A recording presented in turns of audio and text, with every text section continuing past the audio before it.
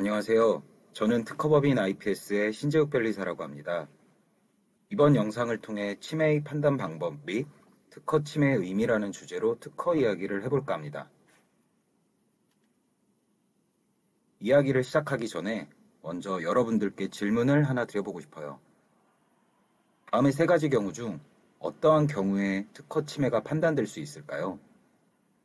A 회사의 제품 또는 서비스와 B 회사의 특허 사이에서, A 회사의 특허와 B 회사의 제품 또는 서비스 사이에서, A 회사의 특허와 B 회사의 특허 사이에서. 어떤가요? 세 가지 모두의 경우에 특허 침해가 문제가 될까요? 정답은 1번과 2번입니다. 이유는 다음과 같습니다. 어떤 대상 특허에 대해서 타인이 침해를 하였다라는 판단을 할 때 그 타인이 무엇을 하고 있는지를 확인하고 대상 특허에 대해 침해 여부를 판단하게 되는데, 이때 바로 무엇을 하고 있는지라는 것을 특허법상 실시라고 표현을 하고, 그 실시는 제품 혹은 서비스를 제조, 제공, 판매 등을 하는 행위가 되는 것입니다. 그 실시 여부를 판단할 때 그 타인이 보유하고 있는 특허는 고려 대상이 되지 않습니다. 다만 누군가가 특허를 출원하였다면 그 타인이 특허에 기재되어 있는 기술이 적용된 제품 혹은 서비스를 실시할 가능성이 높다고 볼 수 있겠지만, 그렇다라고 해서 대상 특허와 타인의 특허를 비교하면서 침해 판단을 하는 것은 아닙니다. 결론적으로 침해는 특허와 제품 혹은 서비스 사이에서 판단되는 것이지 특허와 특허 사이에서 판단되는 것은 아니다 라는 말씀을 꼭 드리고 싶네요. 사실 이런 말씀을 드리는 이유가 특허의 등록과 침해의 관계에서 많은 분들이 헷갈려 하시거나 오해하시는 부분이 있어서인데요. 그 오해들 중 하나가, 내가 가진 기술에 대해 특허 등록을 받게 되면 내가 가진 기술로 만든 제품은 다른 누군가의 특허를 침해하지 않게 된다라는 것이고요. 또 다른 하나가 바로, 나의 제품이 누군가의 특허를 침해하게 된다면 나의 제품에 적용된 기술에 대해서는 특허받을 수 없게 된다라는 것입니다. 그런데 사실 특허의 등록 가능성에 대한 판단 방법과 특허의 침해 가능성에 대한 판단 방법이 완전히 다르기 때문에 등록과 침해는 늘 별개로 판단을 하여야 하는 것이지, 어느 하나의 판단이 다른 하나의 판단에 종속적인 경우는 거의 없다고 보시면 됩니다.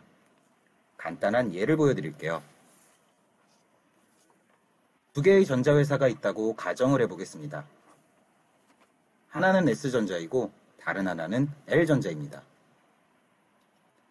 어느 날 S전자가 세계 최초로 선풍기를 개발하는데 성공했다고 생각해보죠.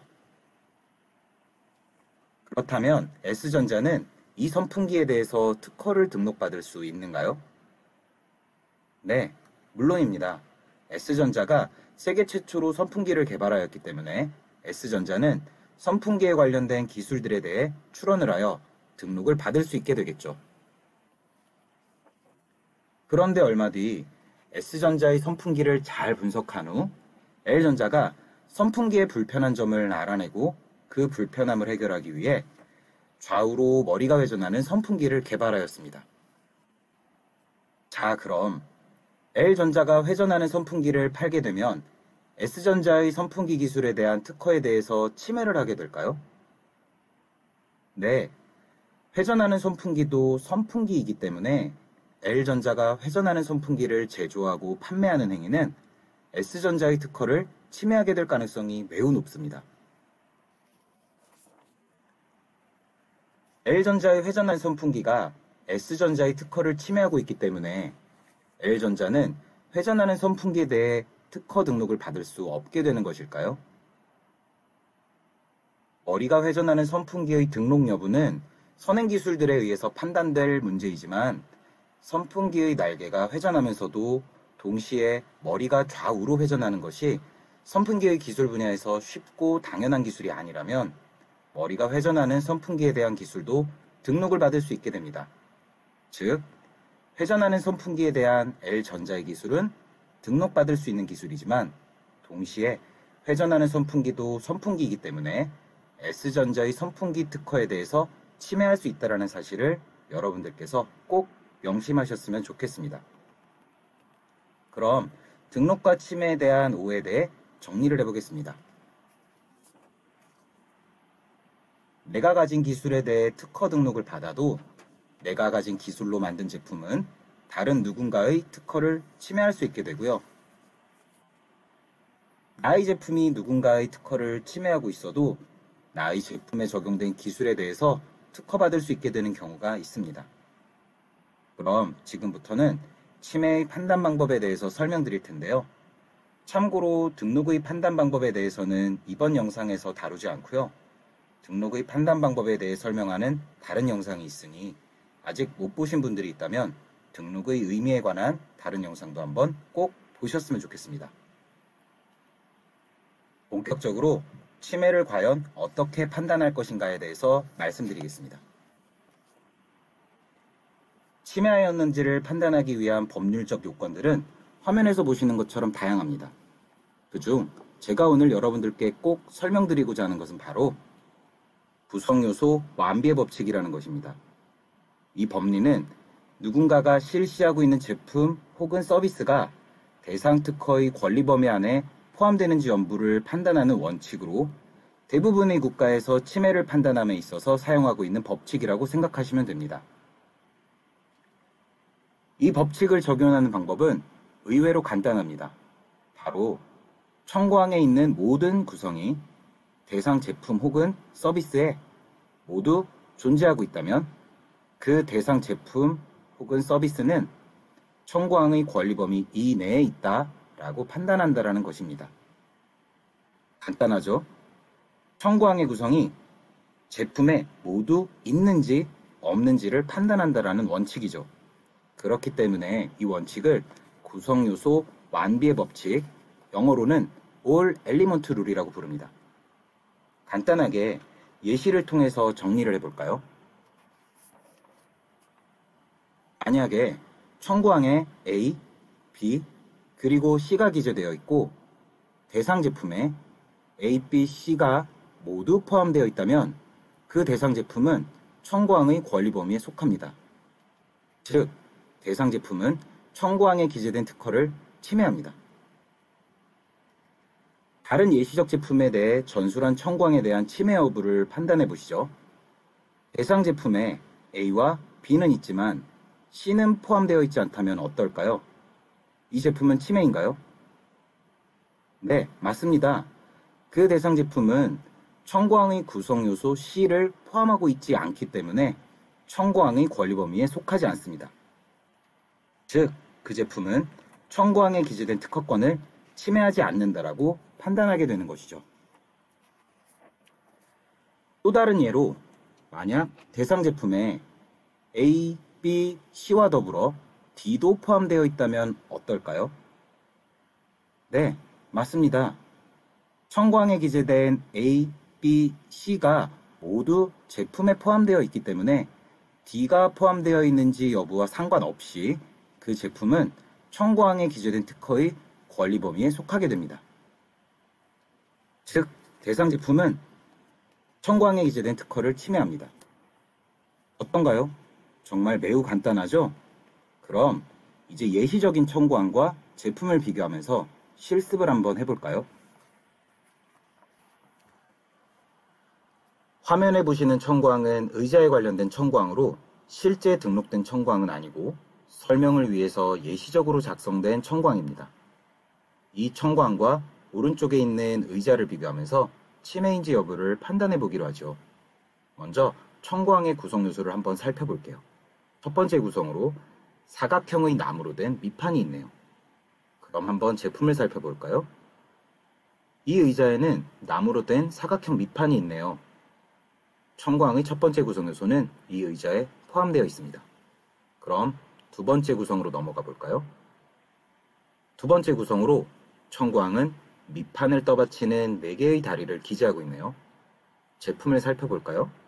네, 이 의자는 4개의 다리도 가지고 있네요. 청구항의 두 번째 구성 요소도 이 의자에 포함되어 있습니다. 계속해서 세 번째 구성을 살펴보겠습니다. 청구항에는 4개의 다리 일부에서 연장되어 있는 기둥이 기재되어 있네요. 어떤가요? 이 제품에도 기둥이 포함되어 있죠? 네, 그럼 네 번째 구성으로 넘어가 봅니다. 기둥에 부착되는 등판이 청구항에 기재되어 있네요. 제품을 보니 기둥에 부착되어 있는 등판이 존재합니다. 네, 이제 판단이 끝났습니다. 청구항에 기재되어 있는 4가지 구성 요소 모두가 이 의자에 포함되어 있네요. 따라서 이 의자는 왼쪽 청구항에 기재되어 있는 특허를 침해하게 됩니다. 그럼 동일한 특허와 다른 제품을 한번 비교해 볼게요. 딱 봐도 이번 제품은 의자이긴 의자이지만 그 전에 보여드렸던 의자에 비해서 훨씬 더 많은 기능을 가지고 있는 보다 더 진보된 제품이네요. 거두절미하고 한번 이 의자를 청구항과 비교해 보겠습니다. 이 의자에 나무로 된 밑판이 있나요? 제가 볼 땐 이 의자의 밑판은 플라스틱 재질에 패브릭 재질이 덮여 있는 것처럼 보이네요. 즉, 나무로 된 밑판은 이 의자에 포함되어 있지 않습니다. 그럼 이 의자는 4개의 다리를 가지고 있나요? 이 의자를 살펴보면 도대체 이 의자의 다리를 무엇으로 보아야 할지 판단하기가 힘들어집니다. 바퀴가 달려있는 여러 개의 지지대를 다리라고 보아야 하나요? 아니면 그 지지대들이 연결되어 있는 가운데의 원형의 기둥을 다리로 보아야 하나요? 무엇이 되었든 이 의자에 있는 다리라는 것이 4개인 것은 맞나요? 판단하기 매우 힘듭니다. 그렇다면 다음 구성 요소를 한 번 더 살펴볼까요? 다음 구성 요소는 기둥입니다. 다리에서 연장되면서 밑판에 수직으로 부착되는 기둥이 이 의자에 있나요? 아무리 봐도 이런 기둥, 즉 다리에서 연장되면서 밑판에 수직으로 부착되어 있는 기둥은 이 의자에 없는 것 같아 보이네요. 다음 구성 요소는요? 이 의자에 등판이라고 할 만한 것은 있지만 청구항에 기재된 것처럼 기둥에 부착된 등판은 없는 것 같네요. 네, 결론적으로 이 의자가 왼쪽에 기재된 청구항을 침해한다고 볼 수 없겠습니다. 청구항에 기재된 모든 구성 요소가 이 의자에 있다고 보기 힘들기 때문이죠. 조금 더 구체적인 케이스로 침해를 판단하여 보니 어떠신가요? 아마 알 듯 말 듯 하실 것 같네요. 그럼 이제 조금 더 재미있는 실제 케이스로 넘어가 보겠습니다. 실제 케이스로 활용할 청구항은 애플의 슬라이드 투 언락 특허입니다. 애플은 해당 기술에 대해서 여러 개의 특허들을 보유하고 있는데요. 그중 2개의 특허를 이용해서 다른 회사의 스마트폰이 애플의 특허를 침해하고 있는지를 판단해 보도록 하겠습니다. 특허를 보기 전에 비교해 볼 제품을 먼저 간단히 설명드리겠습니다. 2 종류의 제품인데요. 왼쪽에 표시된 제품은 기억하시는 분이 있을지 모르겠지만 아이폰이 출시된 이후 안드로이드 진영에서 출시되었던 스마트폰의 잠금 화면을 캡처한 것인데요. 이 당시에 이 제품은 화면의 왼쪽 하단에 자물쇠 이미지를 표시하고 있다가 사용자가 그 이미지를 터치하고 오른쪽의 스피커 이미지가 있는 쪽까지 밀어내면 잠금 화면을 해제하도록 설계되어 있었습니다. 오른쪽의 두 번째 제품은 사용자가 화면의 어디든 터치를 하게 되면 터치된 위치에 자물쇠 이미지를 표시하고 자물쇠 이미지와 함께 그 이미지를 중심으로 하는 원도 디스플레이하게 됩니다. 이때 사용자의 화면에 대한 터치가 자물쇠 이미지의 위치로부터 표시되어 있는 원 밖으로 이동하게 되면 잠금 해제를 해주도록 설계되어 있었습니다. 오른쪽의 제품에 대해서 유의하셔서 보시면 좋을 점은 왼쪽의 제품과 달리 사용자의 터치가 있기 전에는 자물쇠 이미지를 보여주지 않는다는 것이고요.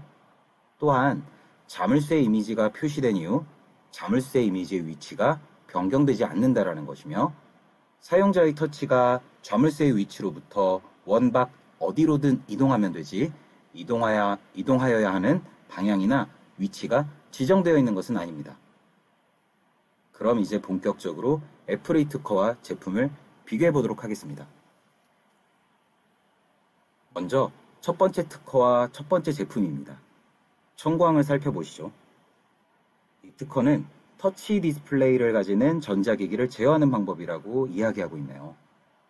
이 방법은 먼저 터치 화면에 대한 접촉을 감지하고 접촉에 따라서 미리 정해진 경로를 따라 잠금 해제 이미지를 이동시키고 그 접촉이 미리 정해진 제스처에 대응되면 잠금 화면을 해제시켜준다는 내용을 기재하고 있네요.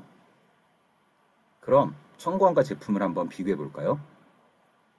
이 제품은 터치 화면에 대한 접촉을 감지하나요? 네, 맞습니다. 사용자의 터치를 감지하고 있을 테니 당연합니다. 그럼 이 제품에서는 접촉의 이동에 따라 미리 정해진 경로를 따라 잠금 해제 이미지를 이동시키나요? 네, 예전에 나왔던 버전의 스마트폰들은 표시되어 있는 자물쇠의 이미지가 상하 좌우 마음대로 움직일 수 있는 것이 아니라 좌우 방향으로만 이동할 수 있게 되어 있었으니 사용자의 터치가 이동함에 따라서 자물쇠 이미지가 정해진 경로를 따라 이동한다고 볼 수 있겠네요. 그렇다면 이 접촉이 미리 정해진 제스처에 대응되면 잠금 화면이 해제되나요?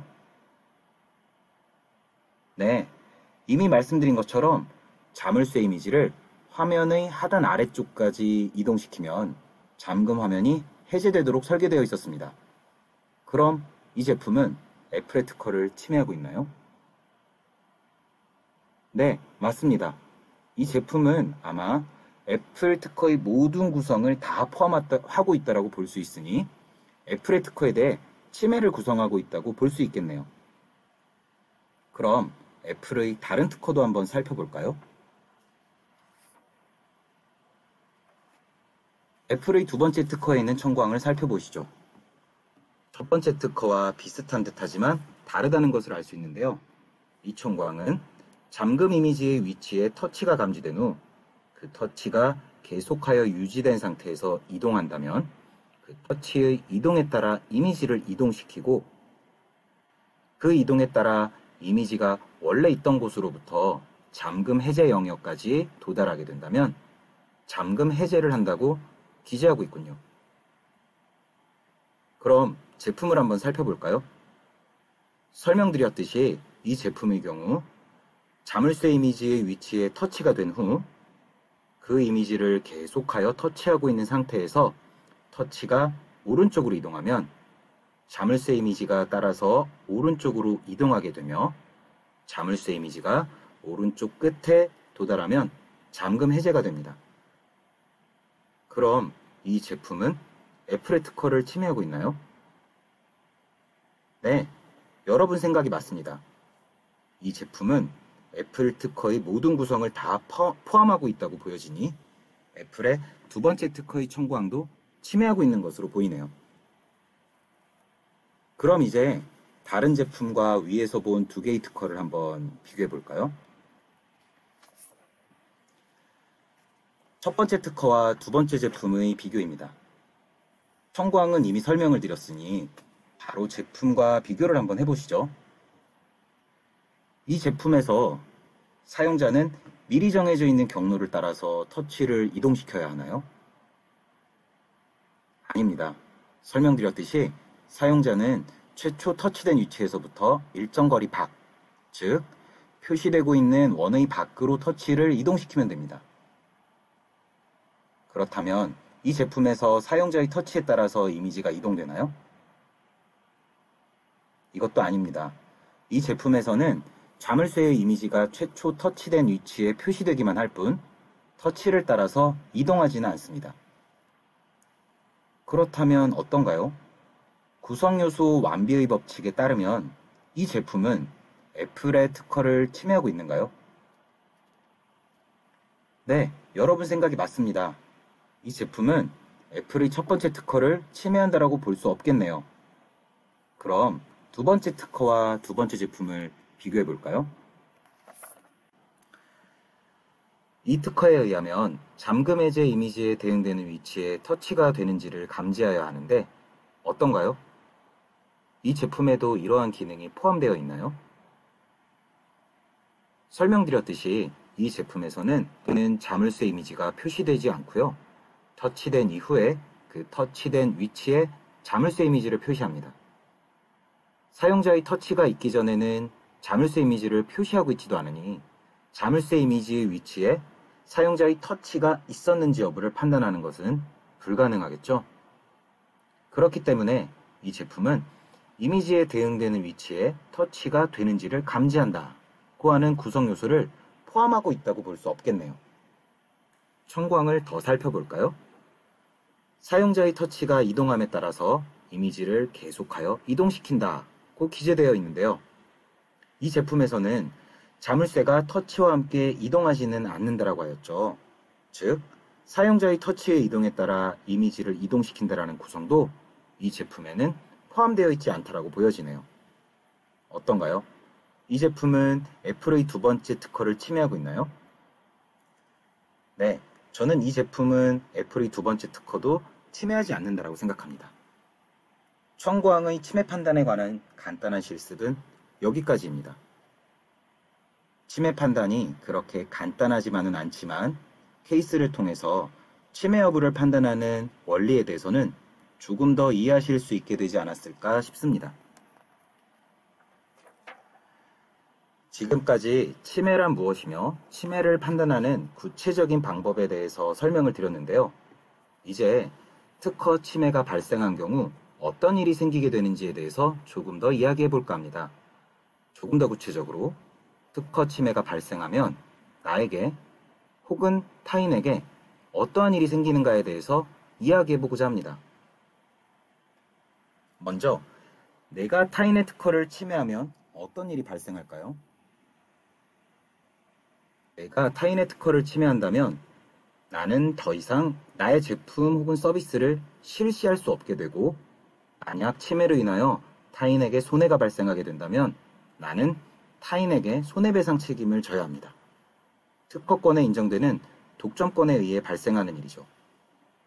바로 이것이 여러분들이 타인의 특허에 대해서 신경 써야 하는 이유죠. 그럼 반대로 타인이 나의 특허를 침해하게 되면 어떤 일이 발생할까요? 네, 똑같습니다.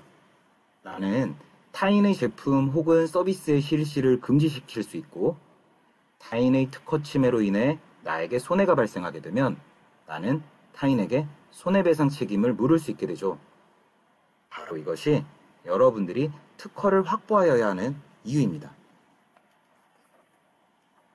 그렇다면 도대체 여러분들은 무엇을 해야 할까요?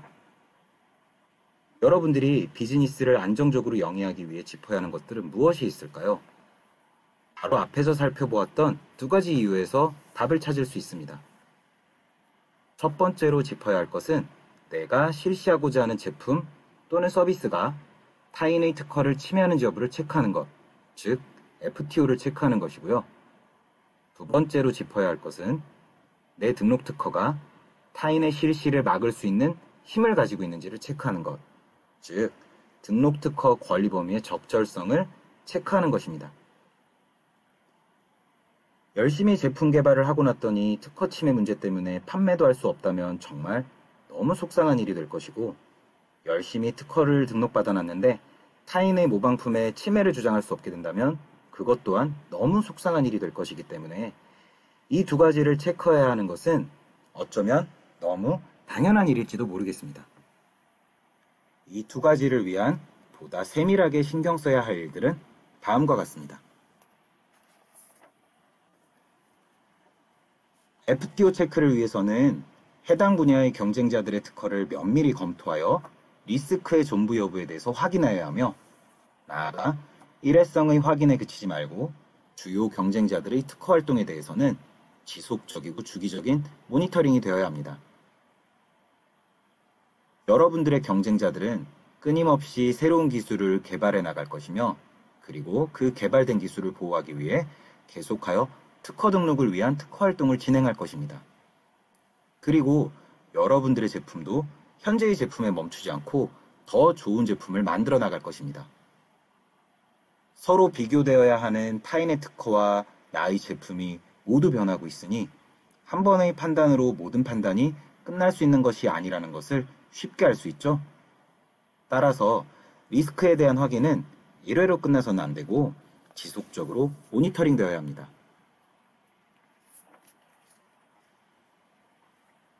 권리 범위 적절성 체크를 위해서는 먼저 여러분의 실시 제품 혹은 서비스가 여러분 특허의 권리 범위에 속하는지를 확인하여야 하고, 그리고 경쟁자의 모방 제품들의 판매를 금지시킬 수 있도록 여러분의 특허를 지속적으로 관리해 주어야 합니다.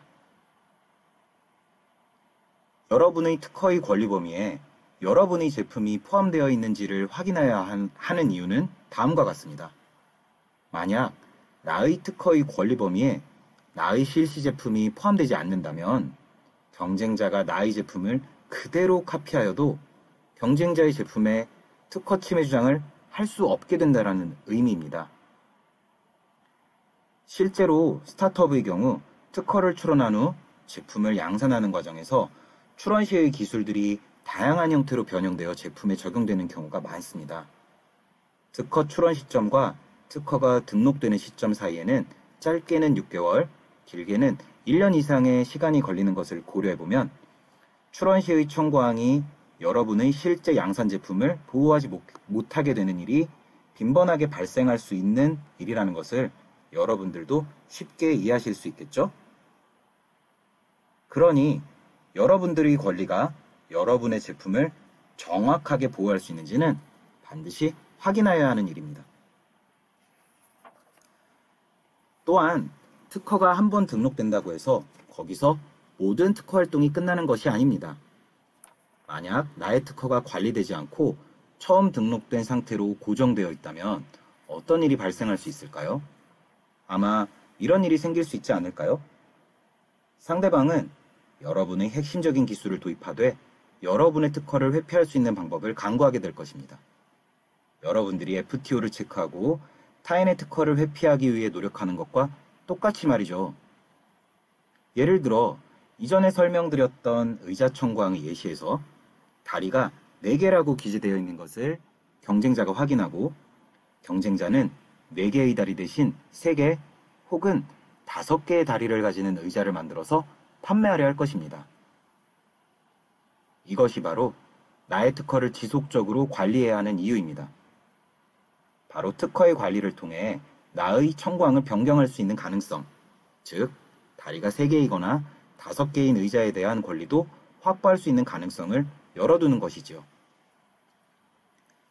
정리하자면 비즈니스를 안정적으로 영위하기 위해서 여러분들은 타인의 특허를 지속적으로 모니터링하여야 하며 여러분의 특허도 지속적으로 관리하여야 합니다.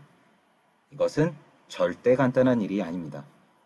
여러분들과 함께 특허 전문가가 힘을 모아야 할 수 있는 일이죠. IPS는 오랜 경험을 통해 얻은 노하우를 바탕으로 고객들의 지속적인 특허 자산 관리 및 타인의 특허에 대한 지속적인 리스크 관리 서비스를 많은 스타트업들에게 제공하고 있습니다. IPS는 차별화된 서비스를 통해 여러분들이 보다 더 안정적으로 비즈니스를 영위할 수 있도록 도와주는 여러분들의 파트너입니다. IPS의 서비스를 통해 여러분들의 비즈니스가 성공으로 한 걸음 더 다가갈 수 있을 것이라고 IPS는 확신합니다. 지금까지 IPS의 신재욱 변리사였습니다. 시청해주셔서 감사합니다.